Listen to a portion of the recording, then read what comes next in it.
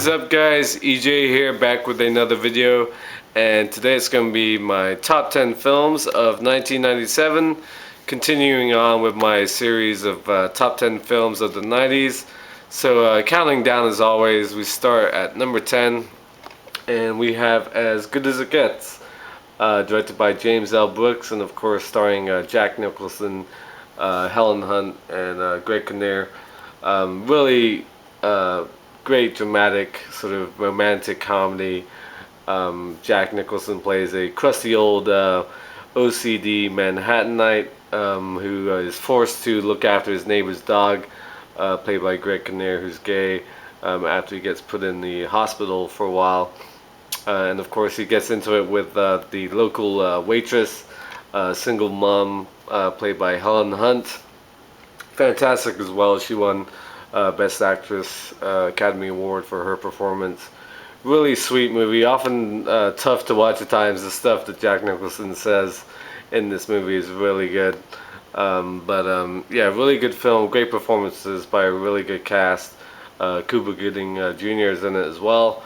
Yeah, just a really great movie. Sort of a very good performance by Jack Nicholson. He's always larger than life in pretty much every movie he's been in, but this one really stood out to me. And I've never been a fan of About Schmidt, which he got a lot of praise for later on, that came out in 2002, I believe.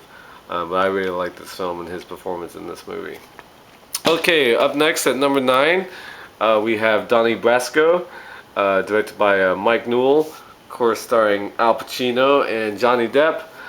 Johnny Depp plays an FBI agent who goes undercover to infiltrate the New York Mafia, and Al Pacino plays a aging hitman who sort of shows him the ropes. A lot of forget about it in this movie. Really good performances. Big fan of Johnny Depp.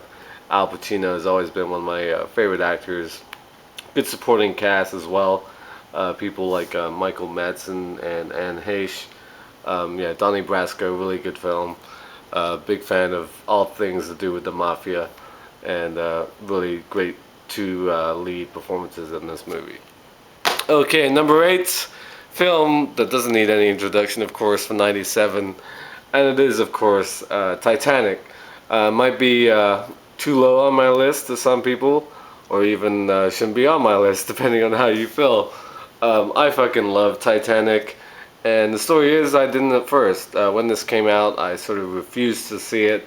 I wasn't as cultured or sophisticated, is a better word, when it came to movie viewing. And I didn't see this movie until like 5 years until after it came out.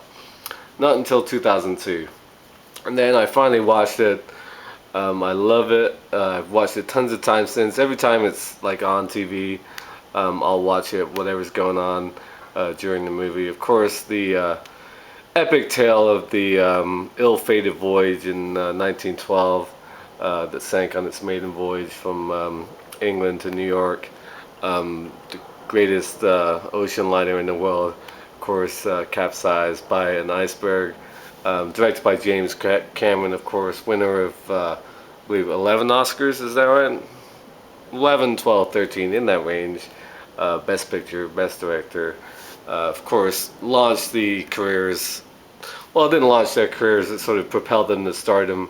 Leo DiCaprio and Kate Winslet. Kate Winslet's now my favorite actress. She has been for a long time. Huge fan of Leo. The fact that he doesn't have an Academy Award is criminal, because he's been a great actor for the past decade in so many great movies. But he sort of has this boyish charm as Jack in this movie. That's really fun, and I really love Kate Winslet in this movie. The red hair, the sort of fiery attitude she has to her mother, and sort of the stuffy society she's part of. Of course, you got the evil Billy Zane as her would-be fiance. Kathy Bates, great as the unsinkable Molly Brown. I love the bookending of the movie with Gloria Stewart, who plays the older version of Rose. And also love, there's a great reference on Seinfeld to Titanic when George says about Rose, the old lady, Jerry asked him what he did all day, and George said, "Oh, I saw Titanic." And George goes, "So that old woman, she was basically a liar." And Jerry goes, "And a bit of a whore, if you ask me," or something like that. Really funny. Yeah, those scenes with Gloria Stewart always sort of cheer me up. I'm not gonna lie. I just love it. The special effects amazing. The costumes, set design, the music, of course. Um, what's her name? Celine Dion's song "My Heart Will Go On," a huge hit. Yeah, was adverse to Titanic at first, but now I love it. Okay, number 7, fantastic underrated film from a great director, and that is of course The Game, directed by David Fincher. Hopefully you can tell this is The Game. This is of course the Criterion Collection edition, which came out last year. Fantastic movie starring Michael Douglas and Sean Penn. Um, Deborah Kara Unger, I believe. Yeah, Michael Douglas. What do you get for the man who has everything for his birthday? Plays a investment banker living in the Bay Area in San Francisco, estranged from his ex-wife. Doesn't really want to have anything to do with anybody. But his younger brother, played by Sean Penn, gets him a gift for his birthday. This weird game scenario, real life game where basically strangers set up a whole series of events to mess up your life. Fantastic thriller, really good. Michael Douglas, one of my favorite actors. Yeah, I haven't really talked about Michael Douglas a lot in many videos, but I've always been a fan of his. Fantastic in this movie. I absolutely love the ending of this film. I know a lot of people don't love the ending, but I do. I thought it was perfect, and The Game, one of David Fincher's best movies. And I'm gonna, my hands are like, it's still really hot today, so my hands are like all sweaty from working. Anyway, moving on. This is taking way too long. Up next, number 6, we have Face Off. Fantastic, brilliant, exciting action movie, of course, directed by John Woo, starring John Travolta and Nicolas Cage.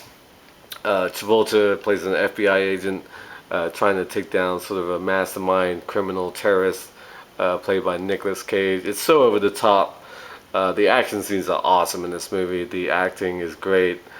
Just the tension, the drama, the action scenes. It's just a stunning film. I absolutely love Face Off. You've got the great dynamic of the two of them switching roles, switching each other's faces. So the whole time you see the movie through John Travolta's character's emotions, but he's being played by Nicolas Cage, and vice versa. So yeah, you forget throughout the movie that John Travolta is the good guy, but he's basically the bad guy, quote unquote, throughout the movie. And yeah, just a fantastic film. Joan Allen, really good as the FBI agent's wife. Gina Gershon as Nicolas Cage's girlfriend. Yeah, just a fantastic film. Absolutely love Face Off. One of my all-time favorite action movies. Okay, where are we? 5? Yeah, 5. We have Boogie Nights, directed by Paul Thomas Anderson, of course. Great director. Done a lot of great films. Magnolia, There Will Be Blood, to name a few. But this is one of my favorites by him. Fantastic movie, set, of course, at the height of the golden age of the porn industry during the 1970s. Burt Reynolds plays a producer trying to sort of lift the art of porn to something more than what it obviously is, with the help of a young talent in Mark Wahlberg, Dirk Diggler. Fantastic supporting cast. Julianne Moore, Heather Graham, who I absolutely love, as you may know from previous videos. John C. Reilly, William H. Macy, Philip Seymour Hoffman, Don Cheadle. Fantastic atmosphere. The setting, it just captures that whole era just perfectly, and absolutely great performances by a great cast. Big fan of Boogie Nights, always have been. Okay, number 4, another great sort of ensemble piece by a very well-known director. One of my favorite films by Quentin Tarantino, and that is Jackie Brown. Fantastic movie, great sort of crime thriller, sort of a nod to blaxploitation, of course, starring Pam Grier, the beautiful Pam Grier as a stewardess working for a gun runner played by Samuel L. Jackson. Gets caught bringing in money through customs, and then she gets mixed up with a sort of do-gooder bail bondsman played by Mark Forster. You've got involvement of people like Robert De Niro as a sort of shifty con. What's her name? Bridget Fonda, great as a sort of sexy, spacey surfer girl. You've even got Chris Tucker as Beaumont, the fate of Beaumont, great part of this movie. Samuel L. Jackson, stunning as well. He always is great in all these type of movies. His basically delivery was made for Quentin Tarantino's dialogue, and vice versa. One of my favorite Tarantino films. Doesn't get talked about enough anymore, I think. Michael Keaton as well, great as an FBI agent. Yeah, fantastic film, Jackie Brown. Okay, number 3, the big 3. I love this film, and I didn't at first, and that is The Fifth Element, directed by Luc Besson. Sort of, I consider this along with Nikita, or La Femme Nikita, and Leon the Professional is sort of Luc Besson's great 3 movies that he made in the 90s. Absolutely stunning visuals, this great sci-fi action thriller. I absolutely love it. I've always been a huge fan of Bruce Willis. Just a great movie, of course. He gets charged with the mission of sort of escorting this the supreme being played by the lovely Mila Jovovich to help save the world, basically, and the universe from annihilation. And yeah, she's the fifth element after they have to gather these stones of fire, dirt, water, and wind, air. Yeah, the ending's great with all that stuff. Great supporting cast. Chris Tucker I really like in this movie. I think he's hilarious in this. You've got Ian Holm from Lord of the Rings fame as the priest. Gary Oldman, great as the villain, of course. I just love sort of the action.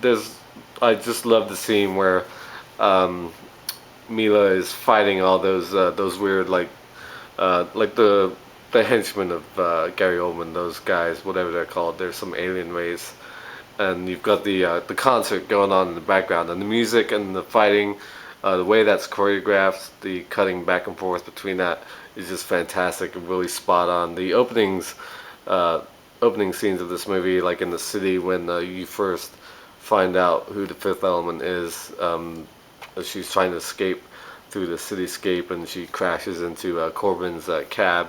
I just love all those scenes. I love the opera scene. I had that opera, that little thing she does on my iTunes. I have that. I love that little song. Just a fantastic film. I love The Fifth Element. And like I said, I didn't love it when I first saw it. Back in '97, I thought, what is this movie? But then while I was working at Tower Records and Video, I used to play this movie all the time when I worked in the video department, and I grew to love it then. But yeah, when I first watched this movie, I was not a fan, but now it's one of my favorite sci-fi films of the 90s and of all time, in fact. Okay, number 2. Another fantastic film with a great cast. A lot of great ensemble casts in this video. We have LA Confidential. Because it's off the record, on the QT, and very hush-hush. Great movie directed by Curtis Hanson, set in 1920s, 30s LA. Fantastic sort of film noir, crime thriller. Fantastic cast, like I said. Guy Pearce, Kevin Spacey, Russell Crowe, all cops of various notoriety in the LA Police Department. You've got Kim Basinger, who won Best Supporting Actress as a call girl. You've got Danny DeVito, who is the journalist. James Cromwell. Just a fantastic film. Really good if you love sort of that whole era, like I do, like 20s, 30s Hollywood, that kind of thing, and just crime movies in general. I absolutely love these type of movies, and this is one of the best films of its type in the last 20 years or so. LA Confidential #2.